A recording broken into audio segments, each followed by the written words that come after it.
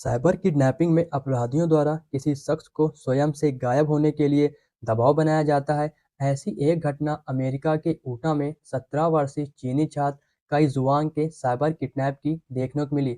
Cyber kidnapping एक नया आपराधिक चलन है जिसमें किसी अपराधी के द्वारा किसी विशेष व्यक्ति को किडनैप करने से पहले उस व्यक्ति के संबंध में जानकारी जुटाते हैं, जैसे उसके परिवार, पेरेंट्स, उसका phone number, social media accounts आदि। फिर उस व्यक्ति से संपर्क स्थापित कर उससे जान पहचान बनाकर उसे कुछ समय के लिए स्वयं को घर से बाहर कैद करने के लिए दबाव बनाया जाता है, जबकि बच्चा वास्तव में किडनैप नहीं होता है। और यदि वह बच्चा या शख्स स्वयं को आसानी से कैद करने के लिए नहीं मानता है, तो उसे डरा धमकाकर, परिवार की हत्या का डर दिखाकर कुछ समय के लिए घर से बाहर गायब करने के लिए मना लिया जाता है। और जब बच्चा स्वयं को गायब कर लेता है, तब अपराधी पीड़ितों के घर पर कॉल्स या मैसेज के द्वारा किडनैप होने की जानकारी देते हैं। फिर उन्हें फिरौती की मांग की जाती है, जबकि बच्चा वास्तव में सुरक्षित होता है।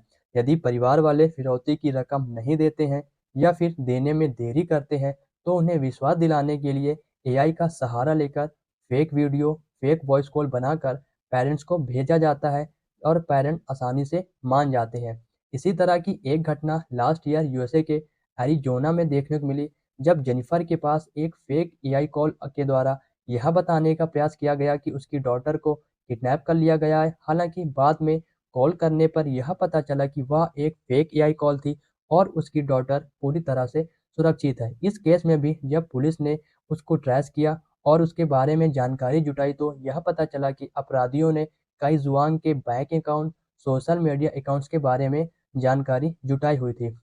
इसी तरह साइबर की दुनिया से जुड़े अन्य कई अपराध हैं, जैसे फिशिंग, पहचान की चोरी करना, ransomware attack, cyber bullying, cyber stalking, cyber farming आदि।